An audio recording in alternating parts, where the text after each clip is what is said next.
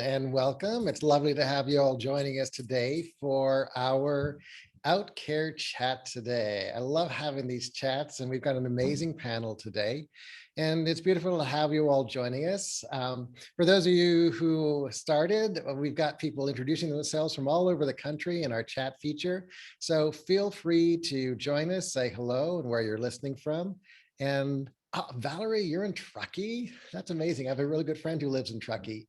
But I want to thank you all for joining us and really thank our amazing panelists today for this really powerful conversation that I think is so needed right now. I'm going to include I'm going to invite our panelists to introduce themselves, share a little bit about who they are and what they're doing currently. And they get a bonus surprise question that they're only hearing now for the first time. And it is, what is your song that you are listening to in this June Pride Month? So, Tori, why don't we have you introduce yourself first? Well, my name is Tori Gleason. I actually a chiropractor for a lot of years, MPH person, and clinical focus in epidemiology. I work in Lawrence, Kansas. I'm actually in the KC metro area right now as I live in Olathe, and I'm excited. As for what I'm actually listening to right now, anything on Hits One, that's just kind of on repeat at XM Hits One. And so I just a little bit of everything. I love it. Thank you. Who'd like to go next? Oh, what the heck? I'll go. Hi, I'm Emma Vosicky. I use she, her pronouns. I'm the Executive Director of GenderNexus. We're a social services agency in Indianapolis, serve all of Indiana, and provide supports solely for folks who are gender diverse and their loved ones. Favorite song, all I could think of was, got me, I listen to podcasts every time I'm on the road, but so I can tell you what's the latest on the daily, but it is the time of year to blast Born This Way out my car windows, so I will go with that. Nice, thank you. And Phil? Well, hello. My name is Phil Coubucci. I am the Executive Director of Inclusion Tennessee. Pronouns are he and they. Song right now, I think, is the song of the summer, Padam Padam, right? Kylie Minogue. So, yeah, that's what I'm listening to. Love it. You got some applause on that one. And my name is John Sovec, and I am a therapist out here in Pasadena, California. I'm a queer, cis, white man, and my pronouns are he, him. And I am the author of a new book that came out a few months ago called Out, A Parent's Guide Supporting Your LGBTQIA plus kid through coming out and beyond. Thanks for the love, people. I saw those hearts. And it's been a really exciting process releasing this book out into the world. And the song I am listening to this month a lot because I am an ultimate romantic. It's Brandi Carlile, You and Me on the Rock. It's just, I listen to that song, it makes my heart happy, it makes my husband's heart happy, and it just reminds me of how much we love each other. So that's been my song for this last Pride Month. And I think it's so important for us to be able to share our love out loud in Pride Month, people. And, you know, I think it's really powerful that we are having this conversation right now during Pride Month, because there is so much energy pushing against Pride for our community, but especially our trans non-binary community. And as I mentioned earlier, as a cis person on this conversation today, I want to make sure that I step back with my voice today and create space for all of our trans and non-binary experts to share their wisdom with us as the leaders in this conversation. So as the three of you look around right now, tell me what you're seeing, what you're feeling in your organizations, in your states, and what you see going on with all of this energy that's hanging out in the world right now.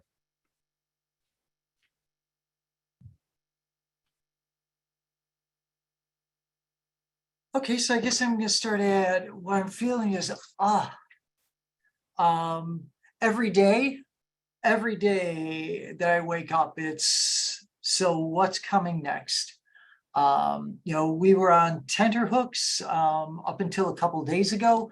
Indiana has SBA now, or SB now, SCA 480, which bans medical care for gender affirming care, which is medical care for minors. And we have been scrambling, one, to figure out what we were going to do, and two, how we were going to support folks. And our staff is, you know, it's not uncommon to have conversations with staff saying, so what do we do to support both our clients and ourselves when the mom calls who sobs for 30 minutes because they have no idea what they're going to do for their kids? And so we're making plans on contingency plans and trying to make sense out of legislation, which is deliberately ambiguous, my personal opinion. And we just had the federal courts in Indiana enter a preliminary injunction against the ban on gender affirming care for minors. And so now the thing is, what do we wait for next? Sooner or later, there's going to be a hearing on a permanent injunction.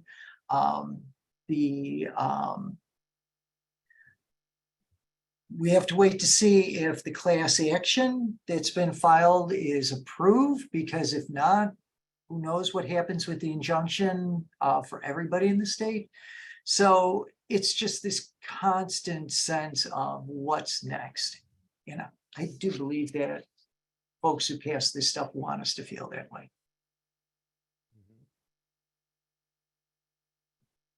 To your point, I think, you know, that is how they want us to feel. And it's exhausting. Kansas passed its first bathroom bill, Senate Bill 180.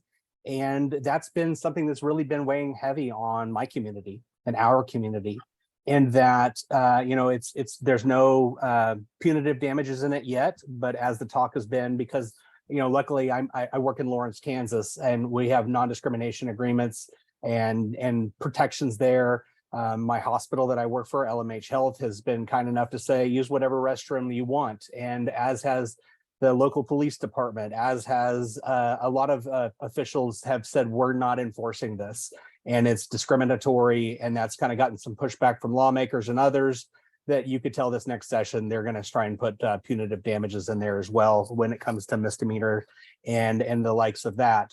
And so that's tough to that point. I put actually the SB 180 bill that's in there. We had SB 26. We also had SB 6. We also had others that luckily we were able to you know, override or not override the veto. And so they tried to ban gender affirming care.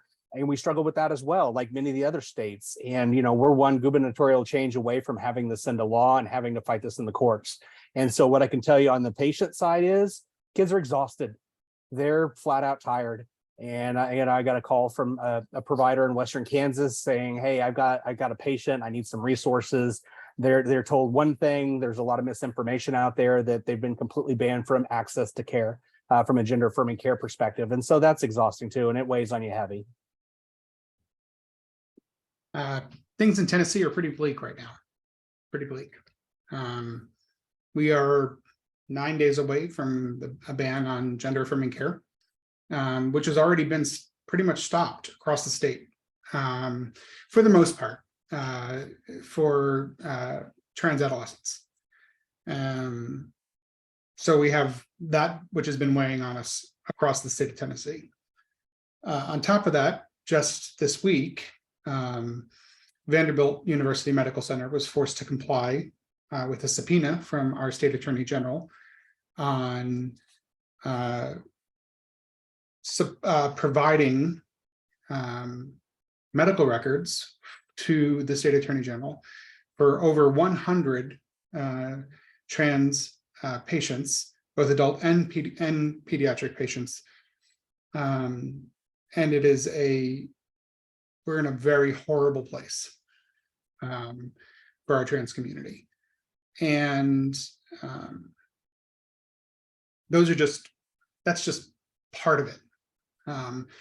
On July 1st, trans folks in our state cannot change their gender markers on their license. And there's a consistent attempt to really eradicate trans folks from our state altogether. And it is a really scary time to be trans in Tennessee, and to be trans or gender expansive in any way. And we are a state that, on top of only having a legislative session that runs about 4 months out of the year, 5 months out of the year, we are going into a special session in August because we had a mass shooting here in April, end of March. It's all blurring together, which resulted in something you might have heard of called the Tennessee Three, an expulsion of two Black lawmakers in the state who were fighting for gun control. Very comprehensive mess that made for rounds of national news. And as a result of that, we are going into a special session this August that the Republican legislature is saying now will be about mental health and not about gun control. And if you continue to follow the thread, you'll see that what they're doing right now with the subpoena of health records and how they are pivoting from talking about gun control to mental health, what they're going to try to do is go on an attack around trans lives. And it is a scary time right now to be trans in Tennessee. I wish I had better news, but it is rough. And Phil, if you're okay with me deepening a question for a moment. Yeah. You know, we're talking about bills and legislation, but what I hear in your voice today is the realness of it. Yep. The emotional pain of it. What are you seeing for yourself and for your clients and the people you're working with on this more emotional, personal level? We are funding people to move, to get out of state, to flee. We are funding doing rapid funding right now to get people to do gender marker changes before the 31st or the 1st of July. And we've partnered with one of the with the largest law firm in the state of Tennessee to help us do that. Our community is scared. We have people who just cannot wait to get out. But we also have people who are willing to stay and fight. And that's what gives me hope every morning. Mm-hmm. That's what makes me wake up in the morning and continues this fight for justice. You know, I was thinking as you're talking about that, Phil, and all of the ways in which the cruelty is designed to just attack. And when Tori was talking about, you know, something as simple as, well, let me rephrase it because it's not simple, but something like a bathroom bill, that I am now at a place where there could be a quarter, a third of America that I don't feel safe going to. I can't believe that I'm at that place where there is a huge swath of the country. I mean, I would go down to the Gulf Coast every year to just unwind and listen to the water. There is no way, because the moment I walk into an airport, I risk being forced to go into the men's bathroom and getting the crap beat out of me, or being charged and being placed in a Florida jail where my guess is they will put me in with the male population and I'll get the crap beat out of me. It's like living in a really, really bad dystopian novel. And I can't even watch dystopian shows anymore. because it just brings up so much current stuff for me. Yeah. And I think to that point, it's sad. I'm 43 years old and I don't even go to the restroom without a bathroom buddy. It feels like I'm on a field trip in the 3rd grade. And, I don't go, but I also moderate how much I drink and consume of hydration, just because I'm terrified, driving across the state of Kansas. The reality is that I don't know where it's safe. And so Laura and some of the other people that I know on here, if I ever ask you, hey, will you come to use the restroom with me? It's because I don't feel safe. It's because I need a witness too. That's the other thing. I need someone that could actually tell the cops that I didn't do anything wrong. And that's the way it's always had on a swivel. And, it's a concern. And, luckily I feel very safe in Lawrence, Kansas, but it's those other places as well. And Dr. Doobie's on right now, and from Lawrence, Kansas. And she's running Kansas Department of Health and Environment. And she's an amazing ally, an amazing person. And luckily we do have those people that are working hard to help others, but it's exhausting. You get up tired every day because it's just one more thing. They changed the jail situation on where you would be housed. They changed we now have a sports bill. We have a bathroom bill. We have the documentation thing. We legally codified what the difference is between a man and a woman because that was important to them. Those were the things that are important. Never mind the fact that we need Medicaid expansion and we need to take care of the unhoused and the those people that need assistance. But that's what our priority was in the state of Kansas. Priorities are so askew. They're so askew, and askew might not even be the right word. They are heartless. They are not focused on what can be life-saving and life-giving. And they demean and take away from a community that is so small. I mean, at the end of the day, like when we're looking at our numbers, we have maybe 500 people in our community right now that need or want their name or gender marker changed. And that's across the state. When you think about the entire population, we're going after 500 people in a state that is a population of millions. It's disgusting. And I want to address that in our space today too. We have lots of caregivers and providers from all over the world joining us today. And for those of you who are listening with us live right now, if you have questions that come up, please feel free to put them in the Q&A so we can bring that to the forefront of our conversation. And we have a really interesting one that showed up, and I think this shifts into what can caregivers and providers do? And what are your thoughts? And this question is about if you're a trans or non-binary therapist or clinician, do you come out to your clients? How do you do this? Is it safe for you as a clinician? Is it safe for them as a client? What are some of your thoughts about how this issue can be handled with our clinicians and caregivers?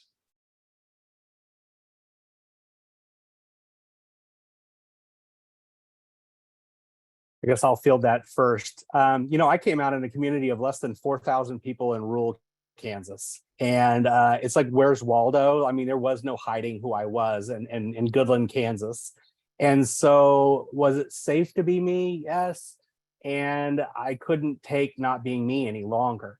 And so, from that perspective, from taking care of your patients and just being, here's the thing, my patients that have been with me for a long time, again, practicing chiropractor for about 17 years, those that did stick around, I did have about half of them walk away, but those that did stick around said I was a better version of me. And most people that had never met a trans person before. And surprisingly enough, I found a lot of trans people that were in my small rural community that I didn't even know about. And so me being me, people had the courage to be themselves. And I think that that's an important part of this. And so, when it comes to a sense of agency and authenticity, if you're safe, please be you. I tried to be closeted for a long time in Western Kansas, didn't work out so well. And now I'm living my best life, even though we're in this onslaught of legislation that is nothing more than animus from lawmakers from across the country. And so, and from the lawmakers and the pressure from, the stress that our patients and our clients are enduring, encourage them, be a safe place for them, for your clients and patients, and just be that place where they can just exist and be themselves. Yeah, I think, to what Tori was saying, that making a decision to be out or not, it's a personal decision. For the three of us on this panel, this is what we do. But to me, what's more important is that you are welcoming and that you open your arms to clients who are LGBTQ and those who are gender diverse. I have heard, just anecdotally, within the last week or so, that because some of Indiana's statutes are very poorly worded, again, I am thinking more likely than not deliberately ambiguous. I think that that's designed to have a chilling effect. And I have, again, anecdotally, heard some stories that rather than trying to sort out what aiding and abetting means, that there are some mental health care workers who are saying, I don't want to sort it out. I don't want to take any risk. I'm just not going to work with gender diverse patients because I'm not going to put that on the line. And so take the people who make you think about your license. That's okay. Welcome us, as opposed, because there are going to be fewer and fewer people who will. If you're working with us to find the courage in our lives, hopefully you find the courage in yours. Mm-hmm. I would say, there's a very simple idea, right? It is when you can live authentically as who you are, there's no greater power. There's no greater power in that. And there is, and it is the hardest thing is that first step. The hardest thing is that first step. But once you make that first step, you walk into a group of people, you walk into a community that will wrap their arms around you, who will love you and will support you.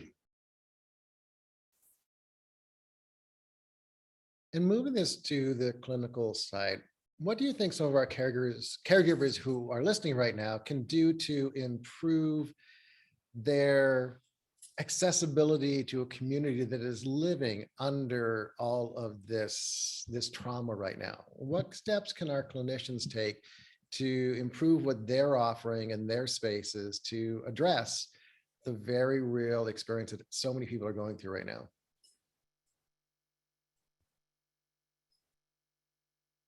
One of the things I would like to see is, our clinicians do a pretty good job of training. And again,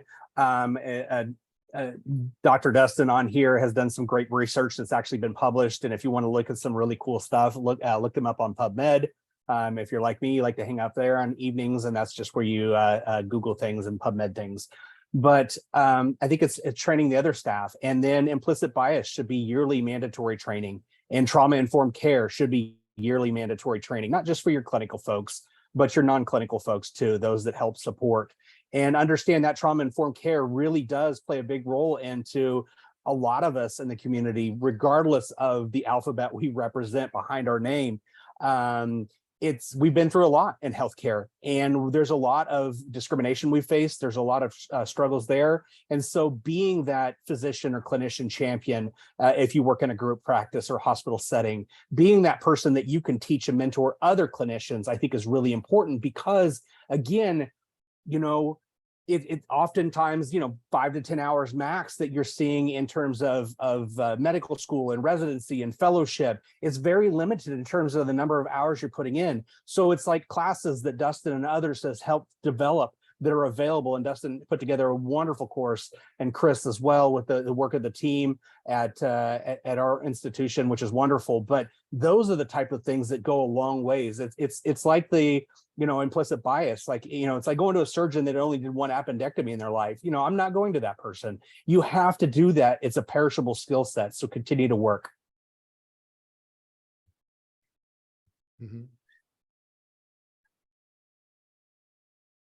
Maybe don't be afraid. Oh, go ahead. No, Emma, I could see you like taking that breath. It's just like, go for it. Don't be afraid to have that conversation in your practice. What Tori was saying about it is so, be the person who says, so what about our forms? I know that I am not one of the senior members of staff, but I care about our patients. What are we doing to let patients know that they are welcome?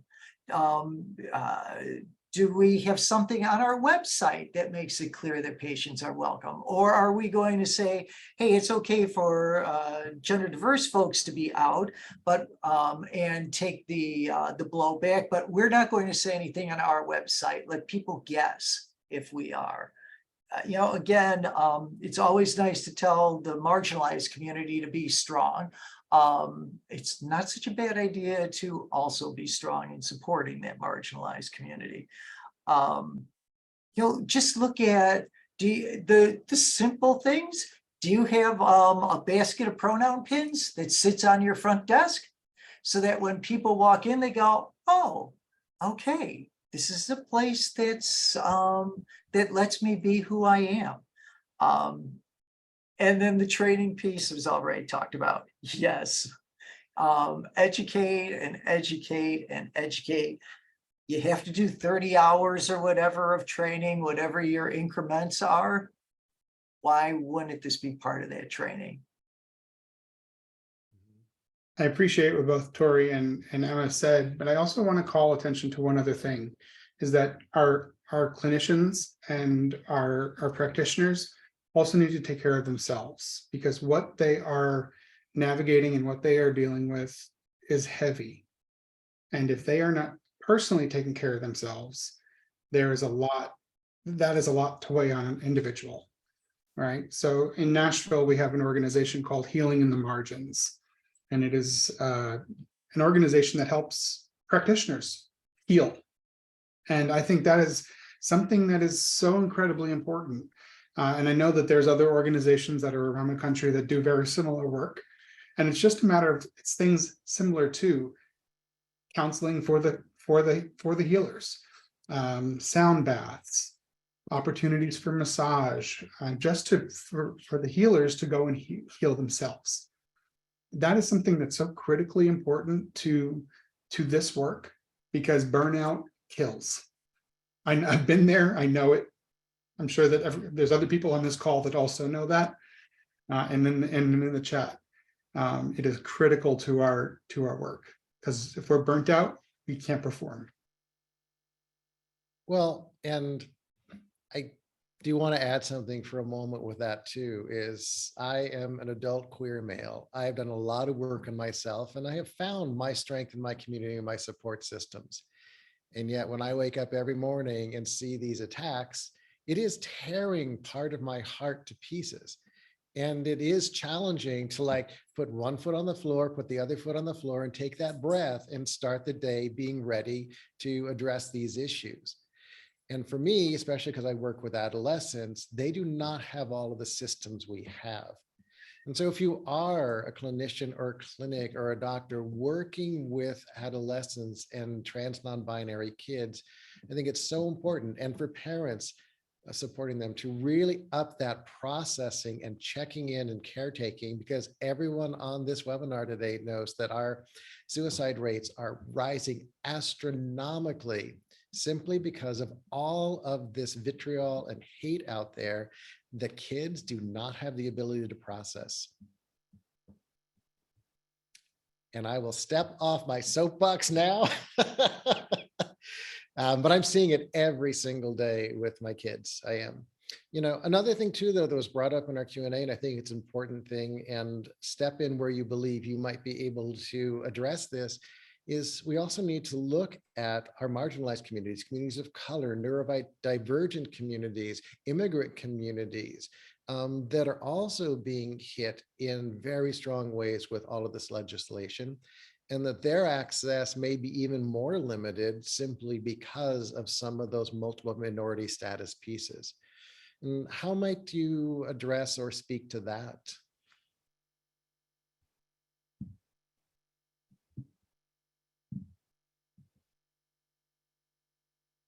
From an intersectionality piece, here's the reality. We're all pretty darn privileged right now. And I think oftentimes, here's the thing, it's Pride Month, and I have more speaking engagement lined up. But what I don't see is the queer trans person that's standing up on the stage having the conversation.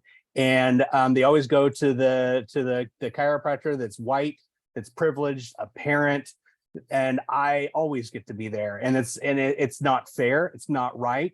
And from an intersectionality, we need to hear from those that are in historically resilient communities. And those layers are important because, again, we don't hear those voices. We need those people running for office that are queer and trans and that are other different identities as well. Those intersectionalities matter. Representation matters. And so I guess my frustration is that right now, I'm pretty pasty. You can see by the freckles that I'm pretty pasty. And unfortunately, I'm stating my privilege, and that stinks. And I hate that because we need more people on this platform and other platforms that represent other marginalized communities and other historically resilient communities that feel safe enough that they can tell their story as well.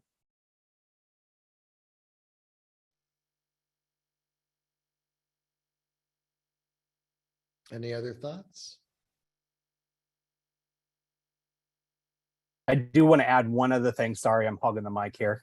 We had a commission that our governor actually put together, which was great, and it was on social justice and also the stresses that the BIPOC community faces in Kansas. And it talked about the criminal justice system and unhoused and about every social determinant of health you could imagine, and other things that individuals that are BIPOC actually face. But the interesting thing, it was a 100-page document that was put in there, and not one single word in there had anything to do with those that are intersectional, that are BIPOC, that are also LGBTQ. It was completely omitted from that. They talked about it seemed like every other intersectionality that those individuals were also dealing with, but that had been omitted.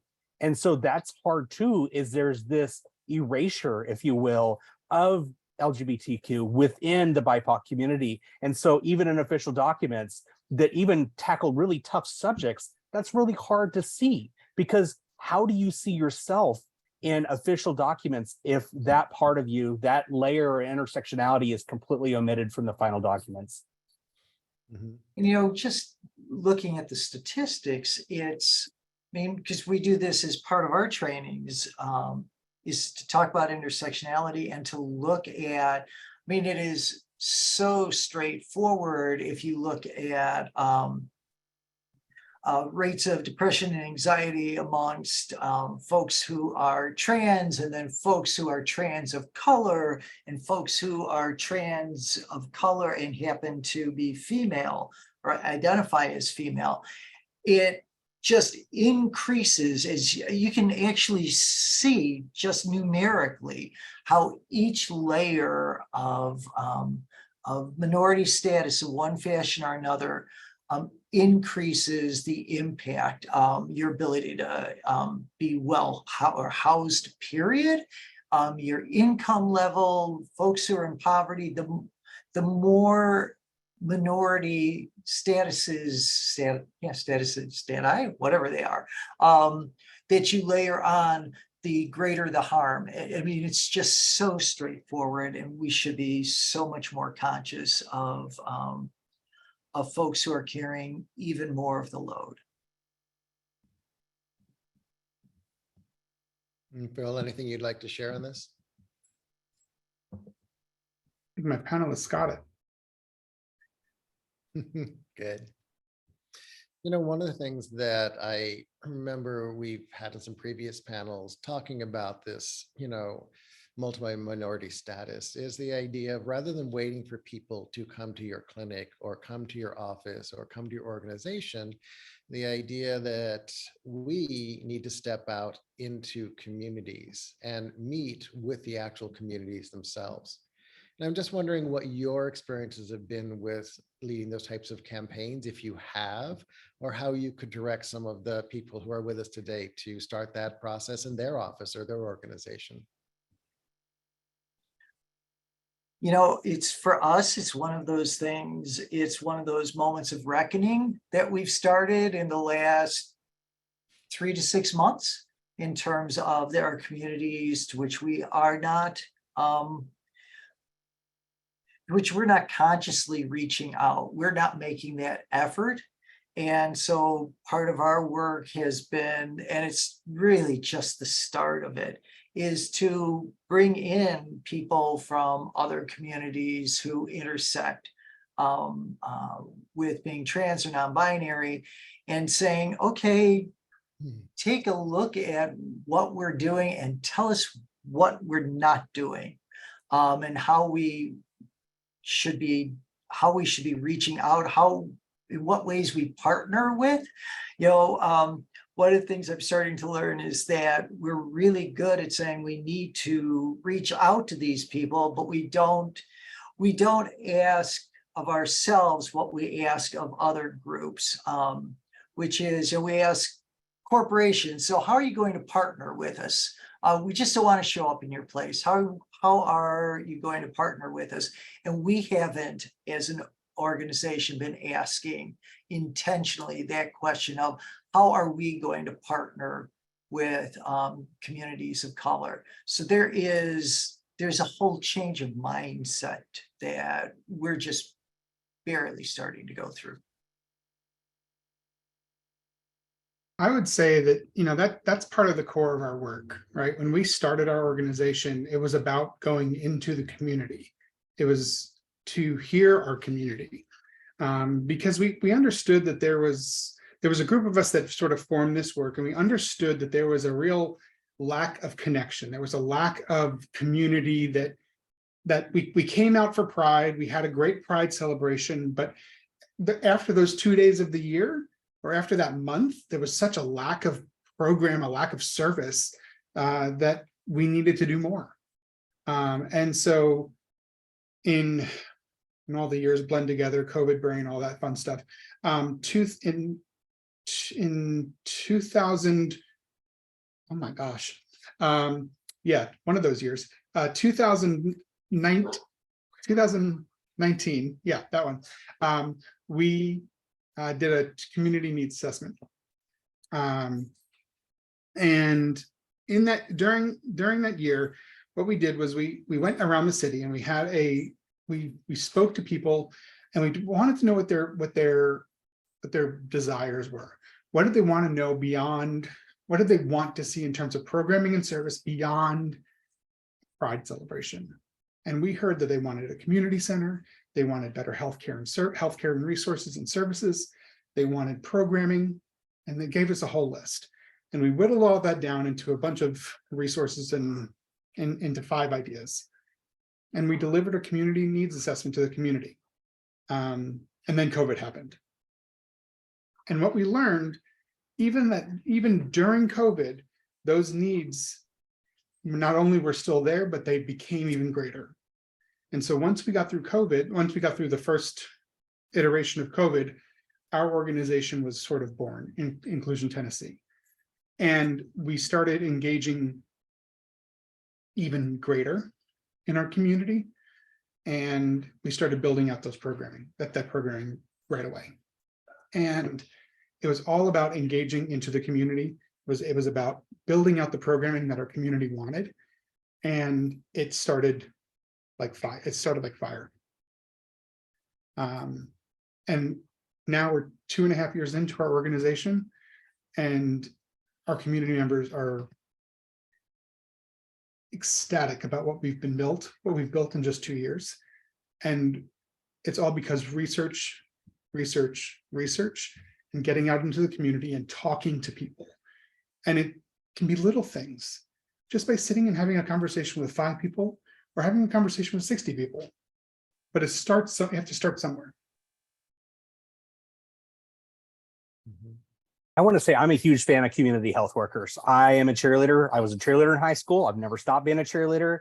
I love our community health workers, and having that ability to connect, not in necessarily the clinic, but be that patient navigator, be that individual that's out there in the neighborhood level, right? Not just throw up a shingle and wait for them to come to you, not just a community advisory board that you wait for them to come to you. But if you are going to do that, that's great. Pay them. You know, don't have somebody give their emotional labor away for free, all that trauma that they've learned from and endured for you to get better, to make money off of that. Pay them.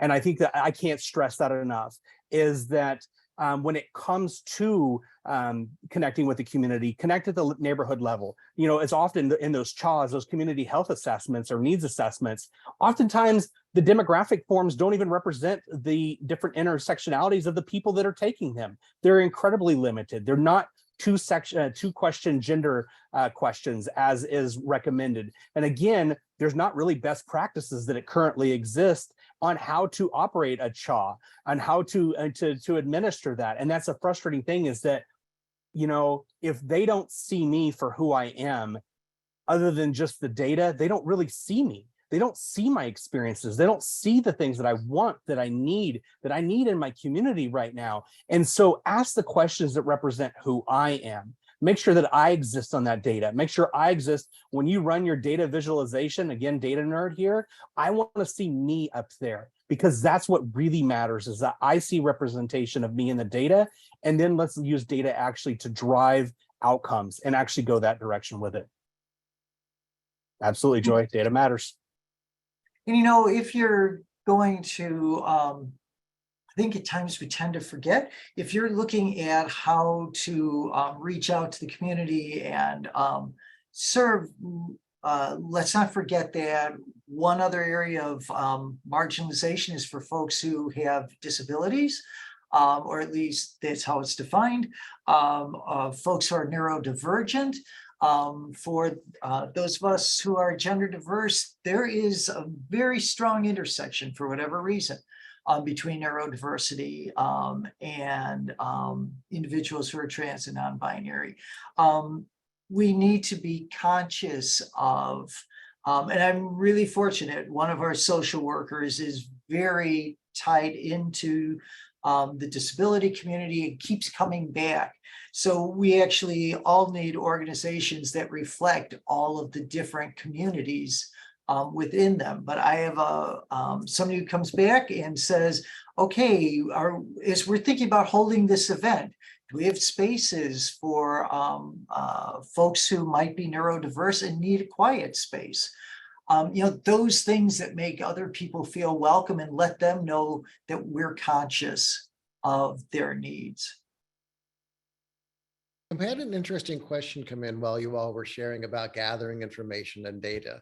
And this was directly talking about intake forms, but I think it applies to a lot of this conversation right now, is like wanting to make sure you're also keeping your clients and your patients safe with this movement towards ability to request records and open up pieces of stuff like that.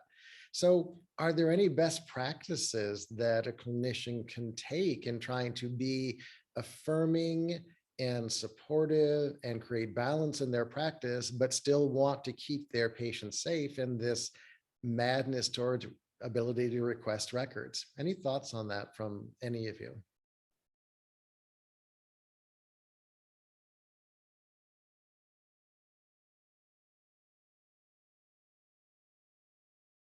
Okay, I think this is something we definitely need to all consider then, because I think this question is so powerful, and the idea that if states are in this process of trying to bring about all this change in policy and they're trying to force a release of records, then that is going to cause a really difficult, you know, catch for clinicians who are trying to do their best work.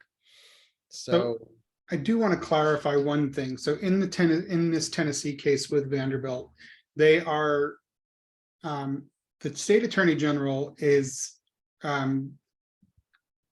subpoenaed records or health records for state employees who are on a state health plan who have received care from Vanderbilt.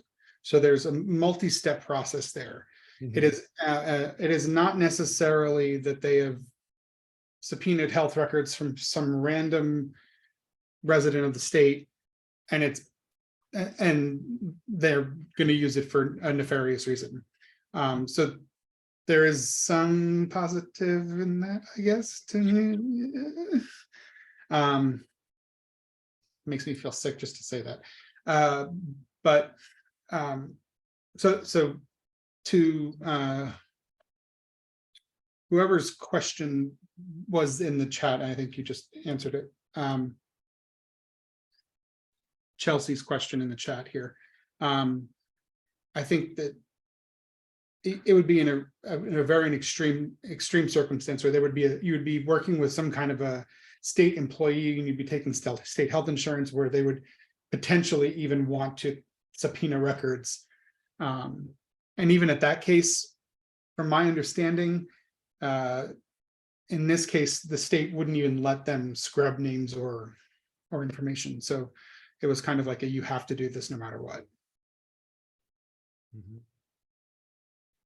But still something to be thinking about altogether. And because of this movement where legislation is heading, I think all of us as clinicians and caregivers and organizations need to consider some of that information. You know, a lot of my early work was the HIV and AIDS community, and the difference between anonymous and confidential, testing was a real big issue. And it exposed a lot of people's information in ways that they did not know was being exposed. So yeah, I think unfortunately in the day and age we're living in right now, this is something that all clinicians do need to consider. And perhaps part of that is in the conversation with your clients and patients as well. Mm-hmm. So we're getting close to time, and we have one question we always like to put at the end of these conversations. And yeah, there's a lot of tough stuff going on right now, and it is painful and it is dangerous and it is traumatizing out there right now. But if you could offer a vision of hope or how we can move forward, a vision of a future you would like to see, what would that be?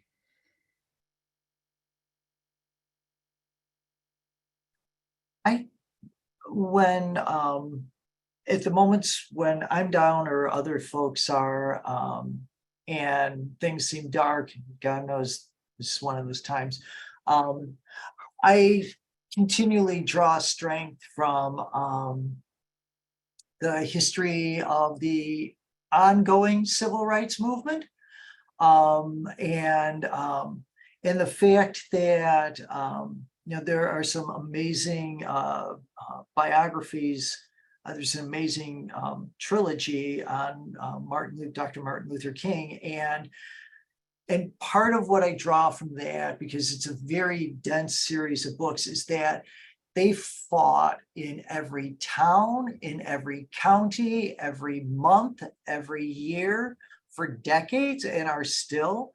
And so for me, the reminder for myself is that as much as I don't want anyone to go through this, that it is a fight, and it is a fight that I'm here to stay in for, and that it might be well beyond the time that I exist on this earth. But every step that I take that makes the world a little bit better, that maybe educates a couple more people, that I'm doing the essential work. And that keeps me, it gives me a way to get out of the bed and get out of my bed in the morning. And the vision that, my long-term vision, again, probably far beyond the time I exist, is that at some point we just reframe and we look at how, as opposed to being afraid of things that we don't understand, that we actually are amazed by how incredibly beautiful this world is, and that it's variegated and different, and that there are all these different experiences and ways of being, and that actually makes the universe beautiful. So that we see how good things can be if we just open our eyes to the wonderful differences that exist. Long-term future. Mhm. Tori, Phil, some space for your future, your vision. I think for me is continuing to work with not just healthcare providers and clinicians, and continue to work on the education piece of this, because that's where my fight's at. You know, you're not going to see me out in front leading a charge at the State House, but where you will see me is in Zoom rooms, in university medical centers and nursing schools, working with social workers to say, this is what people are facing. This is what it's really like. You know, there's what you learned in school and then there's what you learn out of school, and letting them know those things to increase that 5 to 10 hours to 15 to 20, and to continue to do that. I think for me is knowing that when we have clinicians that graduate and after they say their Hippocratic oath, that will be more prepared, better prepared than any other group of physicians anytime in history, and to continue to reduce those barriers to the education of the people that take care of you, so that you know when you go to a provider that you're safe, that they're actively looking to advocate for your health, to reduce those upstream policies that impact your downstream care. And so that's what I absolutely see. And so that is my future, and that's the future I see, as we'll keep changing things in systemically, and we will make a better future that way, as well as we have those advocates on the front lines that are at the state houses, and they have a megaphone in their hand and they're screaming, and that's great. We need those people too. I'm not Batman or Robin. I'm Alfred behind the scenes. I love that. I love that. You know, when I think about the future, I think a lot about the writings of Jimmy Baldwin. I think about what he said. He said something. He said something in one of his writings once. It says that you're at the mercy of something that has nothing to do with you, has nothing to do with your career, has nothing to do with your ambitions, and has nothing to do with your loneliness. But our responsibilities are to tell the story and to make it real. Make it real for those who, if I remember correctly now, it's make it real for those who believe, make it real for those who believe that something like what we're living through right now doesn't exist. And that our responsibility is to bring attention to the suffering of those who wallow in willful ignorance.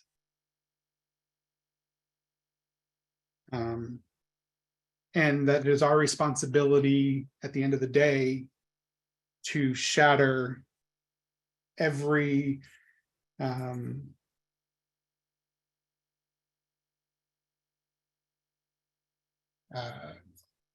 tradition that this country holds dear if it's going to hurt people.